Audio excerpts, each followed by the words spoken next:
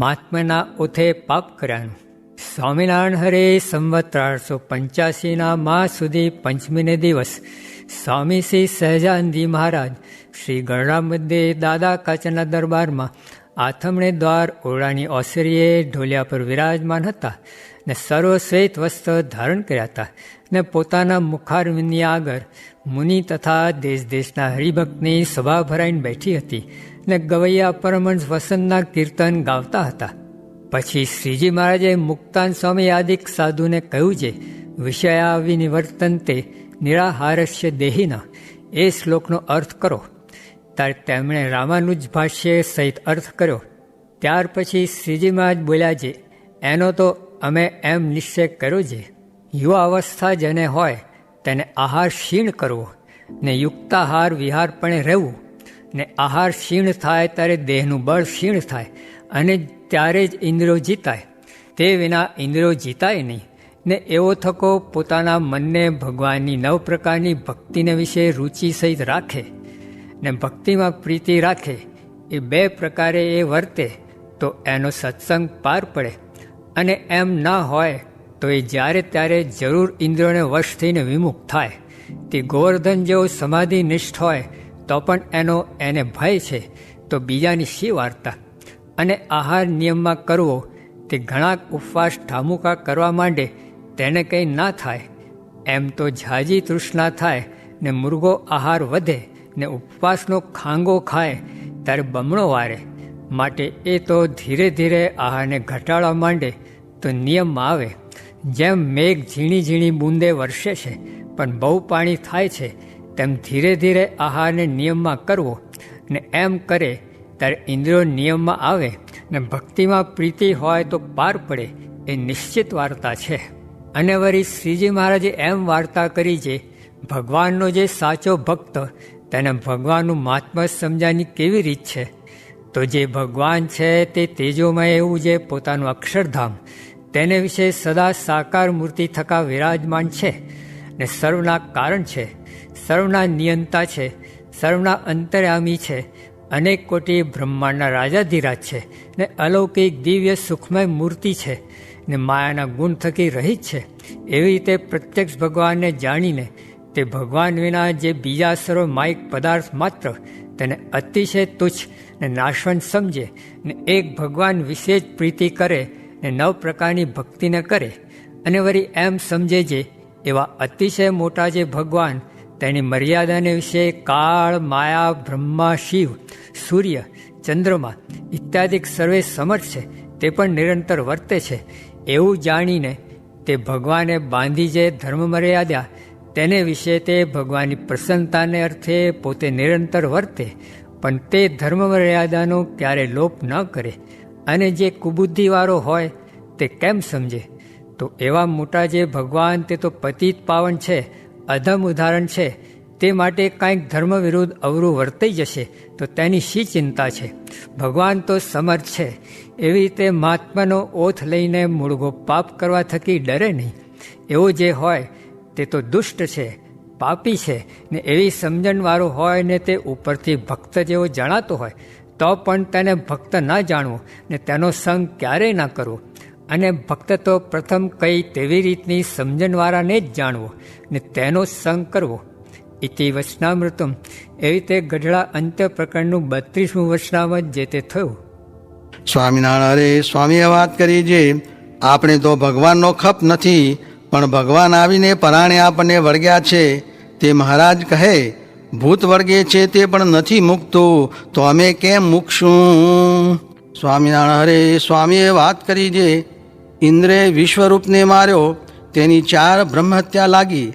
તેમાં એક તો ગુરુની, બીજી ગૌરની, ત્રીજી બ્રાહ્મણની ને ચોથી બ્રહ્મવેત્તાની. પછી તેને નારદજી મળ્યા. તેણે કહ્યું છે, તારા ભાઈ વામનજી છે તે ભગવાનનો અવતાર છે, માટે તેનો તું આશરો કર. પછી ઇન્દ્રે વામનજીનો નિશ્ચય કર્યો. તેણે કરીને બ્રહ્મહત્યા ટળી ગઈ. વામનજીનો આશરો કરવાથી કામ થયું, માટે આશરો મોટી વાત છે. સ્વામિનારાયણ હરે સ્વામીએ વાત કરી છે, ભગવાનને અર્થે આપણે જે કર્યું છે ને કરીએ છીએ તે જાણે છે ને જેને ખોળે માથું મૂક્યું છે તે રક્ષા કરશે, ને આપણું તો ભગવાન બહુ માની લે છે. સ્વામિનારાયણ હરે સ્વામીએ વાત કરી જે 3 દેહથી પોતાનું સ્વરૂપ જુદું માનવું, મહારાજને ભગવાન જાણવા, પુરુષોત્તમ જાણવા, સર્વેના નિયંતા જાણવા, પરબ્રહ્મ જાણવા, કર્તુમ અકર્તુમ ને અન્યથા કર્તુમ જાણવા, ને એવી ઉપમા બીજાને દેવાય નહીં, એ તો મહારાજ એકને જ દેવાય. ને બીજા સર્વે પુરુષ છે, ને મહારાજ પુરુષોત્તમ છે, ને અનેક કોટી પુરુષ છે, ને અનેક કોટી ઈશ્વર, ને અનેક કોટી અક્ષર છે. ત્યારે વાઘે ખાચરે પૂછ્યું જે અક્ષર એક કહેવાય છે ને અનેક કોટી કેમ કહો છો? ત્યારે સ્વામી બોલ્યા જે ધામરૂપ અક્ષર એક જ છે ને બીજા અનંત કોટી અક્ષર છે. પછી હરિશંકરભાઈએ પૂછ્યું જે ધામરૂપ અક્ષર મૂર્તિમાન છે તે શી રીતે છે? ત્યારે સ્વામીએ કહ્યું જે મૂર્તિમાન આપણા જેવા જ છે ને ભગવાન જેવા જ કહેવાય, ને ભગવાનથી કામ થાય તેટલું તેમનાથી થાય છે. પુરુષ, પ્રકૃતિ, અક્ષર સર્વેના એ ભગવાન છે ને એક પુરુષોત્તમના જ દાસ છે. ફરી પૂછ્યું જે પુરુષોત્તમ અહીં અવતાર ધરીને આવ્યા છે તે ભેળા ધામરૂપ અક્ષર અહીં આવ્યા છે કે નહીં? ત્યારે સ્વામીએ ઉત્તર કર્યો જે પુરુષોત્તમ ભેળા અહીં આવ્યા છે ને પુરુષોત્તમની આજ્ઞાએ કરીને અનેક જીવના કલ્યાણને અર્થે અહીં જ રહ્યા છે. વચનામૃતનો પરથારો વંચાવી વાત કરી જે 4 વર્ષ સુધી મહારાજે કાંઈ જણાવ્યું નહીં ને વાતો કરી. તેથી બધા દેશમાંથી ઘણા માણસ મૂર્તિમાં તણાઈ ગયા. તેને જોઈને સર્વે લોકોના મન સંશયવત થઈ ગયા. પછી ઐશ્વર્ય જણાવવાની પ્રાર્થના કરવાથી જૂનાગઢમાં ઘણા માણસને સમાધિ કરાવી. તેથી ગાંડા થઈ ગયા ને સૌને પોતપોતાના ઈષ્ટદેવના દર્શન મહારાજે કરાવ્યા. ને આજના સાધુ બીજા અવતાર જેવા છે, માટે બીજા સાધુ અને આ સાધુ તથા બીજા ગુરુ ને આ ગુરુની રીત તપાસવી. સ્વામિનારાયણ હરે સ્વામીએ વાત કરી છે સ્ત્રી હોય તે સર્વ આપીને ધણી રાખે, કારણ કે રંડાબો તો ગાળવો ન પડે. તે ઉપર હરિશંકરભાઈનું દ્રષ્ટાંત દીધું જે સૂતા સૂતા ખાઈને પણ ઘરમાં રહે તો રંડાપો તો ગાળવો ન પડે, તેમ આપણે સર્વે આપીને ભગવાન રાખવા. સ્વામિનારાયણ હરે સ્વામીએ વાત કરી જે અક્ષરનું તેજ દેખાય તેમાં પણ માલ ન માનવો. ત્યારે ઐશ્વર્યમાં માલ ન માનવો એમાં શું કહેવું? ને અક્ષરનું તેજ તો સુખરૂપ છે, પણ તે પુરુષોત્તમની મૂર્તિ જેવું નહીં એમ સમજે તે ઉપાસના કહેવાય. સ્વામિનારાયણ હરે સ્વામીએ વાત કરી જે એક દિવસ વચનામૃત વંચાવીને કહ્યું જે આ વચનામૃતના ચોપડામાં તો 4 વેદ, ખટશાસ્ત્ર ને 18 પુરાણનો સાર છે. તેમાં મહારાજે સિદ્ધાંત વાત કરી છે તેનો અભ્યાસ કરવો. ઓહો, આ તો કાંઈ આપણે લાભ થયો છે.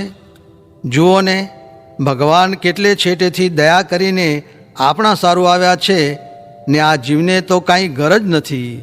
ને આ તો ઠેઠ અક્ષરધામથી આવ્યા છે. અને આ તો ઓલી સતીને જેમ લોંઠાએ સતી કરી તેમ આ જીવને પણ લોંઠાએ ભગવાન બજાવીએ છીએ. ને શાસ્ત્ર પણ ધર્મ, અર્થ અને કામ પર છે ને મોક્ષ પર તો માઈ કોક શ્લોક છે. તે માટે મોક્ષના કામમાં આવે તેનું ગ્રહણ કરવું. ને બીજા સર્વ મંદિરમાં પણ પાપ છે ને 4 કોર પાપ છે. અને એક સત્સંગમાં જ કલ્યાણ છે, પણ બીજે ક્યાંય કલ્યાણ છે નહીં. સ્વામિનારાયણ હરે સ્વામીએ વાત કરી છે માવો ભગત કહેતા જે કાંઈ ખડખડે કે છોકરું હોય તે પોતાના માવતરને ગળે વળગી જાય, એમ આપણે પણ ભગવાનમાં ને સાધુમાં વળગી જાવું એ જ ઉગર્યાનો ઉપાય છે. તે વિના 4 કોરે કાળ ખાઈ જાય છે. બ્રહ્માનંદ હરિચરણ વિના સબે ચવીના કાળકા એમ કહ્યું છે.